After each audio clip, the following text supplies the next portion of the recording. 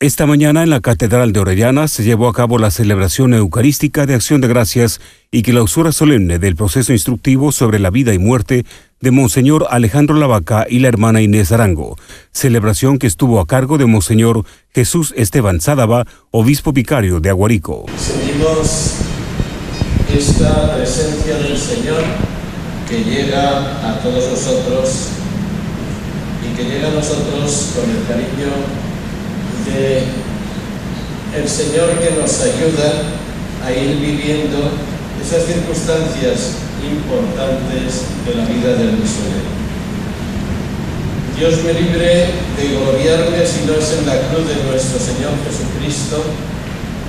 en la cual el mundo está crucificado para mí y yo para mí.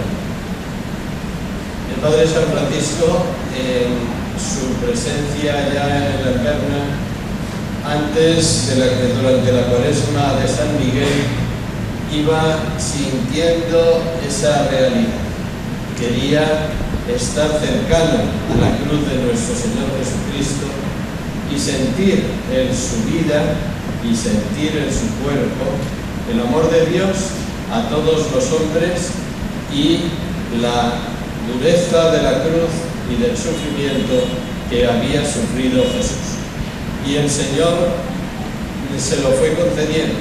y hoy lo vamos recordando de esa forma. Esa es la fuerza de Dios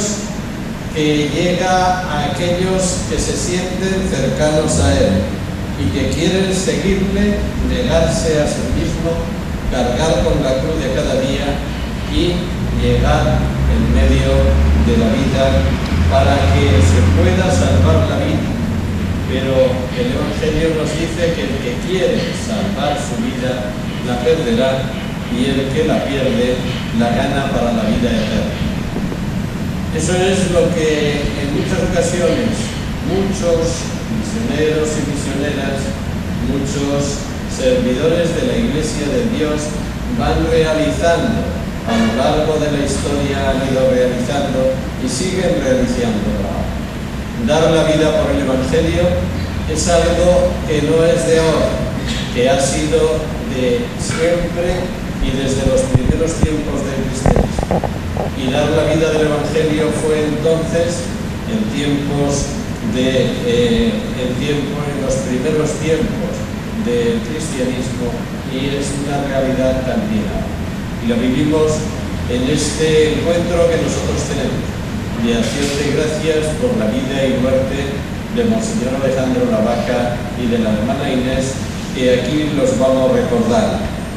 Con esta circunstancia de vivirlo en este momento en el que vivimos también la dedicación del Padre San Francisco a ese dar la vida por el Evangelio de esa forma. Queremos que sea esta celebración una acción de gracias por todos aquellos que han ido durante los 50 y tantos años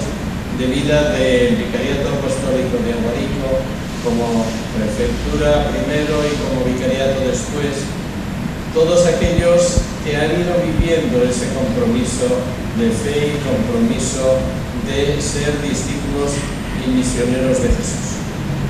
Discípulos y misioneros de Jesús hasta esa consecuencia que en algunos fue dar la vida por el Evangelio, en unos accidentes o en otros, en este otro accidente que fue el de Monseñor Alejandro y de la hermana Inés, de encontrarse para ser portadores de esa vida de Dios y de esa vida humana entre un grupo pequeño, un grupo en peligro de extinción, un grupo que necesitaba la presencia de alguien para salvar la vida y ellos intentar ser portadores y dar la vida por amor a Dios y a nosotros. El Papa Juan Pablo II en el año 2000, al ir acercándose, al ir celebrando a los mártires del siglo XX, recordaba también en aquella celebración, junto con otros mártires del siglo XX, a Monseñor Alejandro y la hermana Inés, entre aquellos que en América habían dado la vida por amor a Dios y a los hermanos. Y unos años antes, en el año 89, respondiendo a los obispos del Ecuador